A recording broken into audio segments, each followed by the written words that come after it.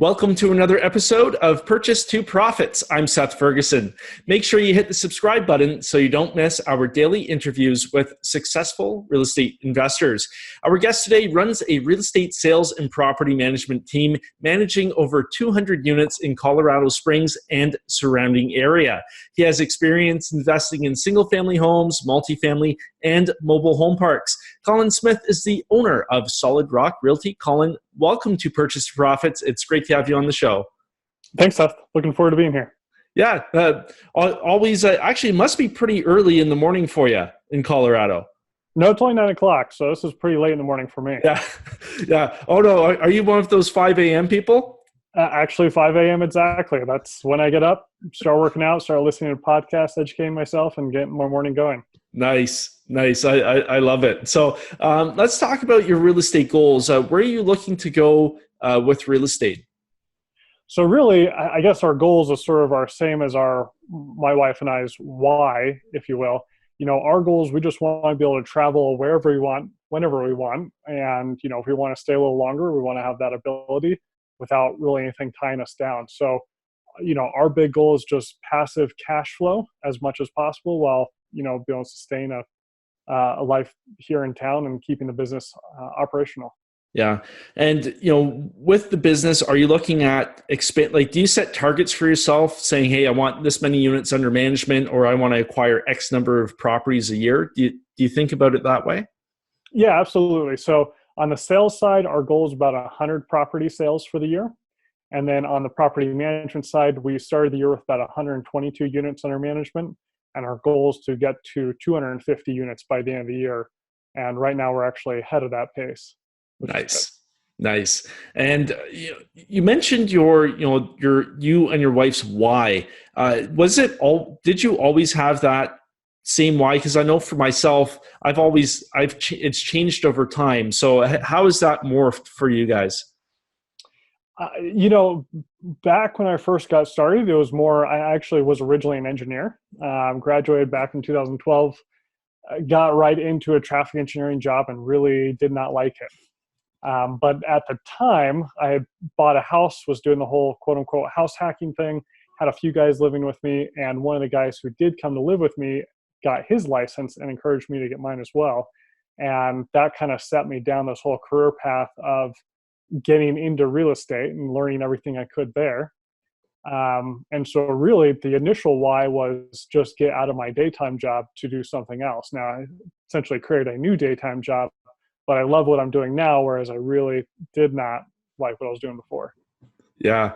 And at what point did the investing side take over? Because, you know, you got your license, you've got the property management side, you've got the investing side. At what point did you pull the trigger and start buying your own properties? You know, it was sort of the goal right from the get-go. I had, you know, my parents sold a business about that same time that I was getting out of my other job. And they said, yeah, you can use the money to flip properties. Unfortunately, I was too conservative. And so every offer I threw in was way too low, and I was getting outbid constantly in a crazy market that we're in now. And so they eventually said, oh, well, we're going to do something else with the money. So part of having a license was, okay, I don't have the funds to be the investor, but I can be the licensee who can help other investors succeed. And so that's the initial reason or reasoning behind getting the license is to help those other fix and flip guys. Now, since then, as I've grown and done a lot more, you know, I've started buying some of my own. I'm strictly more of a buy and hold guy, even though my niche was always helping the fix and flip guys. And certainly with the property management side, that's helped, I guess, take it to the next level, being able to keep all the management of my own properties in-house. Yeah. And with the property management side, how did that come in? Because most people, they'll start acquiring some properties, get really good at the management side, then they'll start expanding. Is that how it worked for you? You know, we actually did a lot more sales. My goal as the property management side is I want to be as hands-off as possible. But you hear time and time again that there's way more bad property managers and good ones out there. Yeah. So my goal was I wanted to be one of the good ones, knowing that my portfolio would be part of that. Therefore, I knew my properties would be well taken care of along with all of our other landlords that we manage for. Yeah. But I still want to be as hands-off as possible. So I pretty much from day one started losing money on the property management side. just to help that side of the business grow, but essentially handed off all of the tasks that fell under that world to other people, so I didn't have to directly handle them. Yeah. And I think you make a really good point there, because lots of people, especially when they're getting into real estate investing, they think they have to do everything on their own. And it's almost like their baby, and they don't want to give up control. So I like the approach you took, where you actually took a loss, but set up those systems and had people doing everything for you. Right. Yeah. I figured, the sales side is a little bit more lucrative, so I might as well focus there and just pay someone monthly to help that side grow until eventually that, we grow to the point that that number gets offset. Yeah. And what would you say is your number one challenge right now with your business, let's say on the sales side and also on the property management side?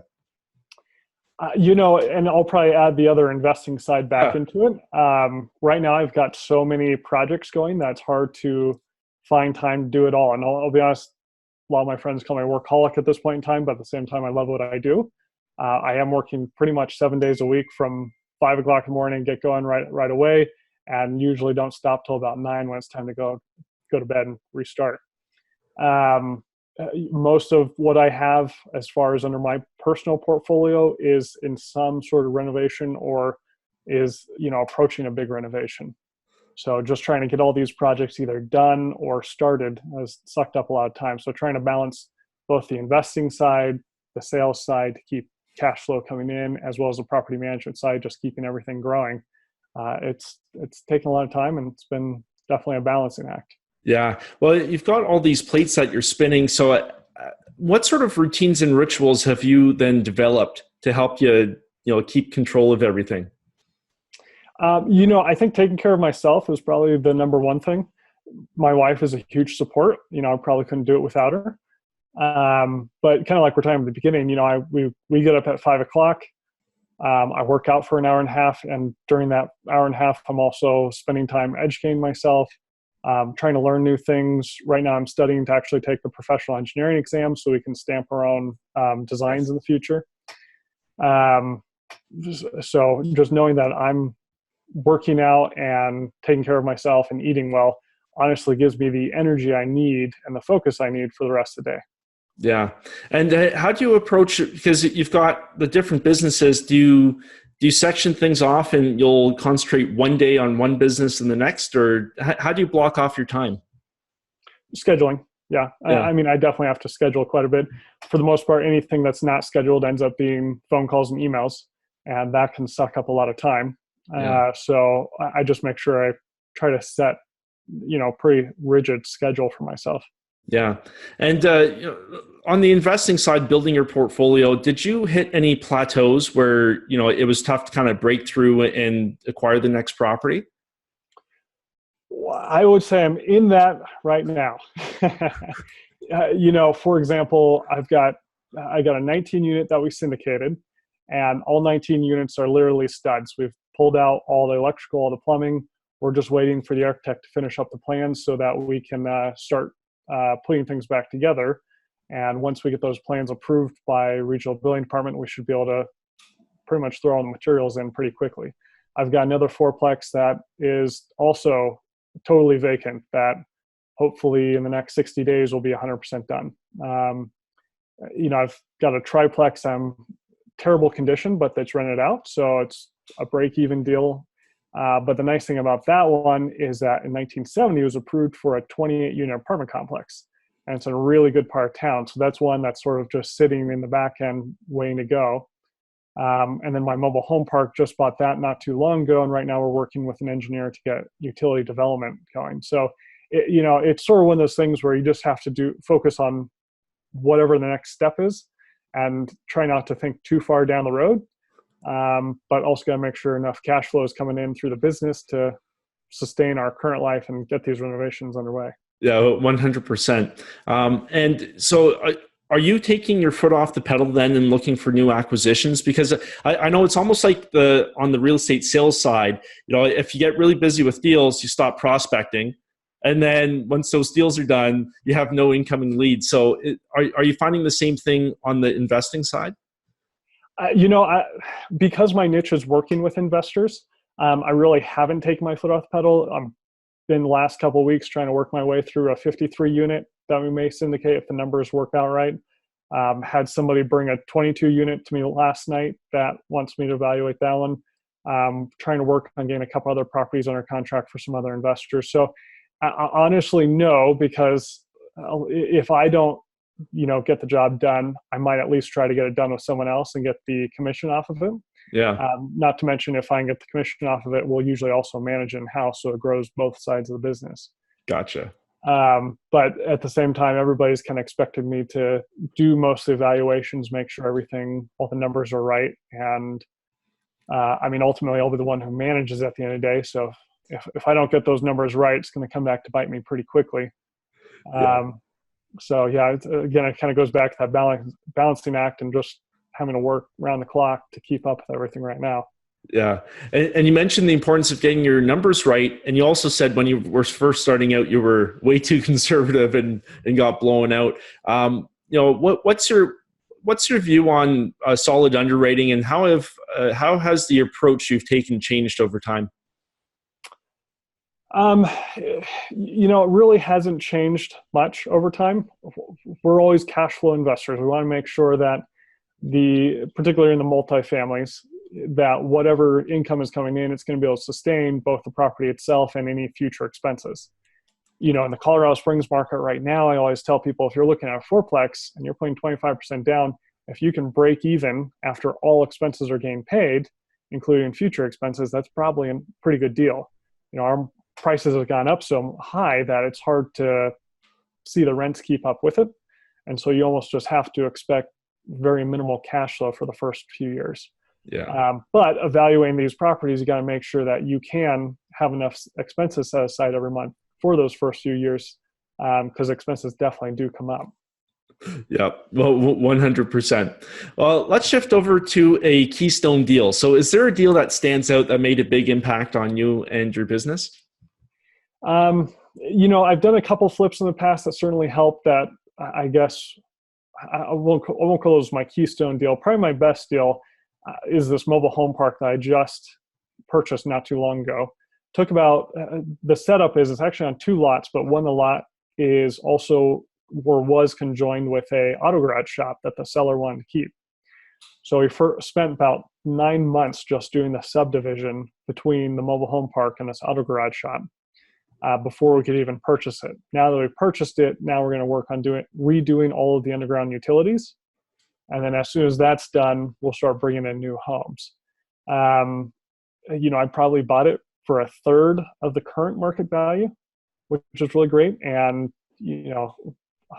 so that was about $200,000 purchase price. I'm ballparking it's about a $700,000 to $800,000 renovation, and it should be worth close to 1.7 million when it's done. So that'll be a huge, cash flow bringer once it's all said and done. I just got to get it there. Yeah, nice. And how did you source the property? So this one, and actually all of my deals, I don't really do any marketing for my off-market deals that I've been able to purchase over the last 12 months.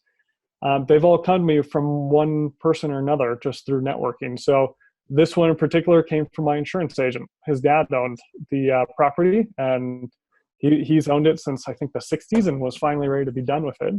Yeah. And so he said, I just want to sell it for $200,000. I said, okay, I'll buy it. Yeah. Are you sure you don't want some more for it? Yeah, right. Yeah. Oh, that's great. And, when you were approached with this opportunity, obviously there's a lot of good upside. What was the first thing that stood out about the deal? Mobile home park. Well, so this one, while it's a very small one, there's only 15 pads, is only about a mile and a half east of downtown. And Colorado Springs certainly is not approving any new mobile home parks, as far as I've heard. Even El Paso County, it's very rare to see anything new get developed. And so it's just kind of an asset class that most people want to get into. And I got kind of lucky with this one. Yeah. Just having that right connection. Yeah, not nice. With your experience on the property management side, can you offer any tips or advice to somebody who's maybe starting out in real estate and they don't have experience speaking with or vetting or hiring property management? Sure. I will say, when I first got started, I'd often encourage people to not use property managers to start so that they could learn the whole process ins and out.